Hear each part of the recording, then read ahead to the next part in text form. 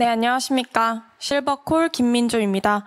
그럼 지금부터 첫 번째 발표 시작하도록 하겠습니다. 카카오택시, 언제 어디서든 출발지와 도착지만 선택하면 택시를 배차해주는 대표적인 택시 호출 앱입니다. 아마 여기 계신 모든 분들이 한 번쯤 사용해 보셨거나 들어보셨을 겁니다. 사람들은 더 이상 손을 흔들어 택시를 잡지 않습니다. 갖고 계신 핸드폰으로 이 택시 호출 앱으로 택시를 잡죠. 그렇다면 노인분들은 어떨까요? 다리가 불편하신 저의 외할아버지는 먼 거리를 이동할 때마다 다소 곤란해하십니다. 대중교통을 이용하자니 걸음걸이가 너무 느리고 또 택시를 잡자니 도통 택시가 잡히질 않죠.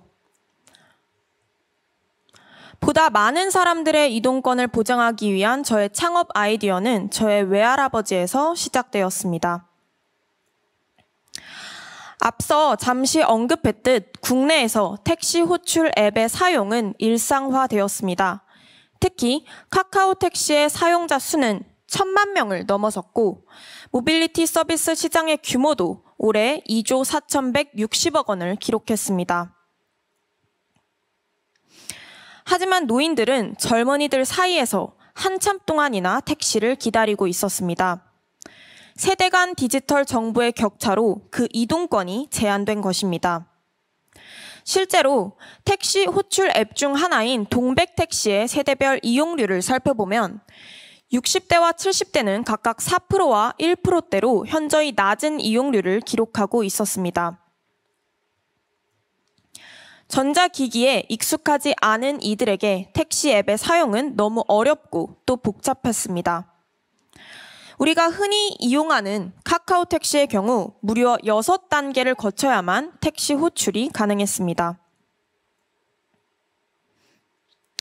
그렇다면 정말 노인들을 위한 서비스는 지금껏 없었을까요? 조사 결과 저는 3가지 정도의 서비스를 찾을 수 있었습니다. 우선 100원 택시입니다. 이는 농촌 지역 주민들을 위한 서비스로 전라남도에서 처음 실시한 후 전국으로 확산 중입니다.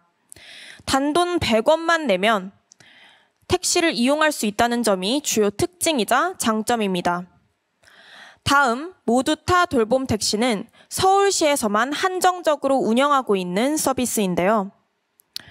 서울시에 거주하는 1에서 4등급 장기 요양 수급자 중 시설급여를 이용하지 않는 재기급여 수급자가 그 이용 대상으로 월 한도액 5만 원 선 안에서 자유롭게 이용할 수 있었습니다.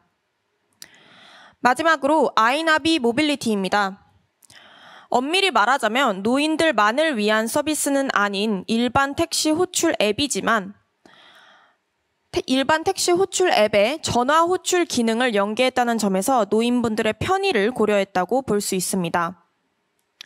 전라남도 순천을 시작으로 전국적으로 확대 중이며 또 요금에 있어서는 별도 할인이 없었습니다. 그러나 동시에 저는 이 3가지 서비스의 단점을 확인할 수 있었습니다. 첫째, 100원 택시는 거리 제한 등 다소 까다로운 택시 이용 기준으로 사각지대가 발생하고 있었습니다.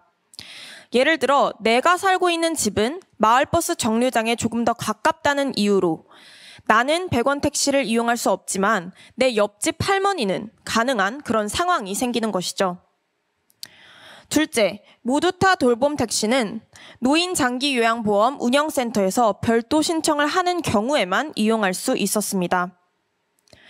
무엇보다 이는 서울시 외 운행 및 공휴일에 이용이 불가했으며 현재는 서비스가 종료된 상황입니다. 마지막으로 아이나비 모빌리티는 기존 택시 호출 앱에 전화 호출 기능을 추가적으로 더한 거라 다소 직관적이지 못한 UI UX를 띠고 있었으며 택시 배차의 면에서 매우 낮은 고객 만족도를 보이고 있었습니다.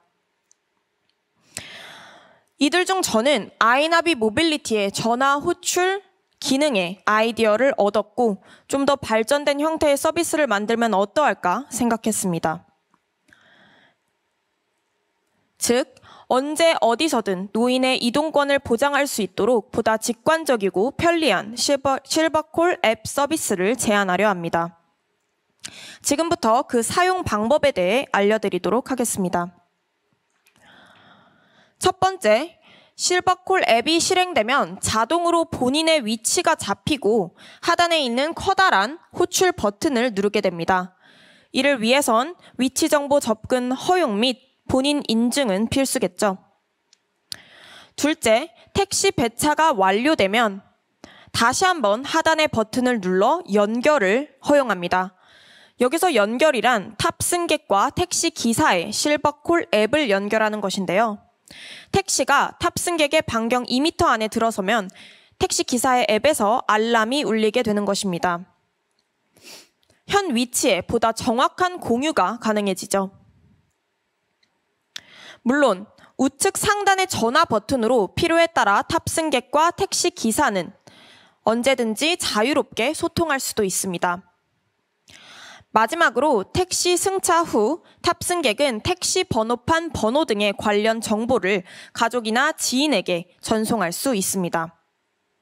이처럼 저는 노인분들의 직관적인 이용 경험을 위해 택시 호출 단계를 간소화했습니다. 실버콜의 이용 대상은 65세 이상으로 노인들만을 위한 서비스로 제공이 되며 고흥군의 지원으로 요금 20% 할인을 추진하고자 합니다. 전라남도 고흥군 시범 운영 후 전국적으로 확대될 예정인데요. 제가 전남 고흥을 시범 운영 지역으로 선택한 이유는 아무래도 가장 높은 고령 인구 비율을 보였기 때문입니다.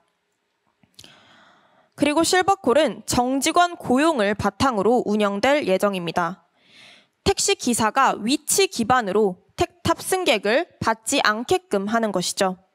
즉 실버콜은 우선 배차를 보장하게 됩니다. 노인들을 위한 택시 호출 앱에서 중요한 것은 무엇일까요? 저는 가격, 탑승의 편의성, 그리고 우선 배차 보장 이 세 가지라고 생각했습니다. 가격은 100원 택시가, 탑승의 편의성은 모두 타 돌봄 택시가 경쟁적 우위를 점했다면 실버콜은 우선 배차 보장의 측면에서 경쟁적 우위를 점할 수 있을 것입니다. 그리고 실버콜의 메인 타겟을 65세 이상 노인층과 그들의 자녀로 설정해 부모님을 위한 택시 호출 앱 서비스로 포지셔닝하고자 합니다.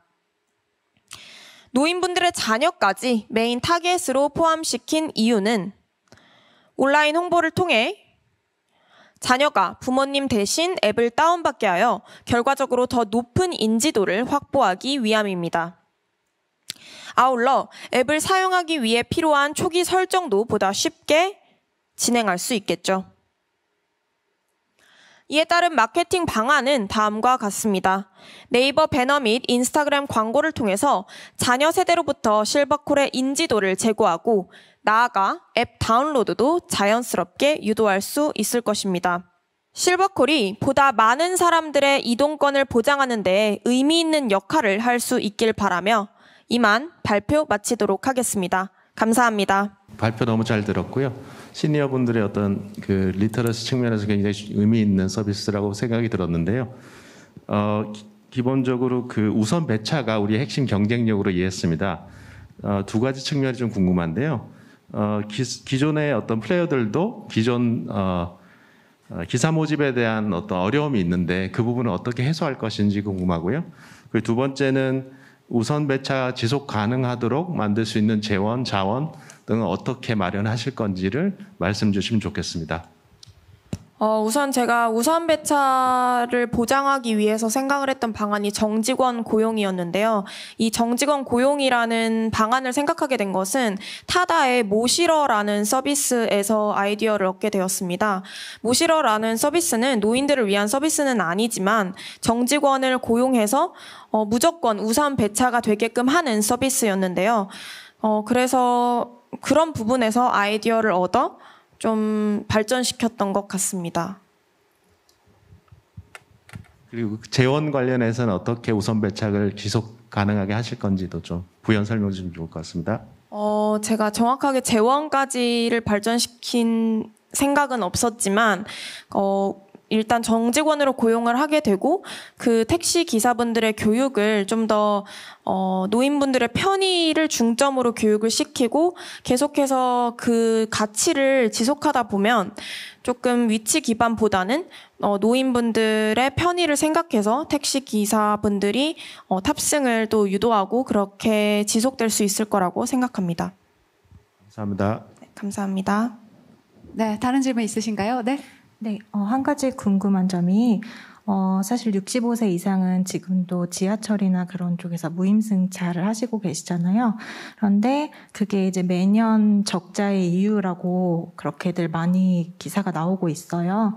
그래서 사실은 80% 이상이 노인분들이 이제 무임승차나 할인승차를 하시는 분들인데 만약에 15% 20%의 할인을 하게 된다면은 사업이 지속적으로 이루어지기에는 조금 재정적으로 좀 무리가 있을 것 같은데 그런 부분은 혹시 생각해 보셨는지 궁금합니다.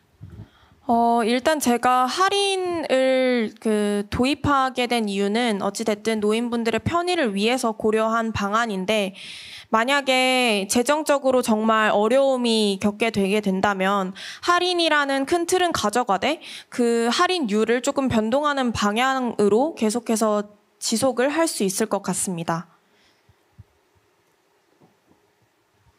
네, 답변이 되셨나요? 네, 이어서 다음 질문. 네, 심사위원님 말씀해 주십시오. 네, 발표 잘 들었습니다. 네, 궁금한 내용이 있는데요. 준비하신 그 사업 모델을 보면, 네, 택시 운전하는 분들께서 얻게 되는 혜택이 어떤 건지, 그러니까 사용자의 혜택만 있으시고, 택시 운전하시는 분의 그 혜택은 좀 명확하게 설명이 되어 있지 않은 것 같고요. 그 얘기를 좀 듣고 싶고요. 그리고 두 번째는 이런 문제가 있을 거라고 생각이 될 수 있을 것 같습니다. 승차 거부 문제, 흔히 이제 오프라인상에서도 많이 일어나고 있고요. 매칭이 된다 하더라도 이제 거리나 요금에 따라서 선택적으로 수정하는 경우들이 굉장히 많거든요. 그러한 문제가 발생할 수 있을 거라고 예상이 되는데 어떠한 계획을 갖고 계신지 궁금합니다. 우선 그런 부분들로 제가 방안을 생각했었던 게 정직원 고용의 부분이었었는데 방금 말씀해주신 그런 부분들을 만약에 이 사업을 지속적으로 하게 된다면 좀 더 구체적으로 세워야 할 것 같다는 생각이 들었습니다. 하지만 제가 지금 발전을 시켰을 때는 정직원 고용 외에는 좀 더 구체적으로 그런 방안까지는 생각하지 못했던 것 같습니다.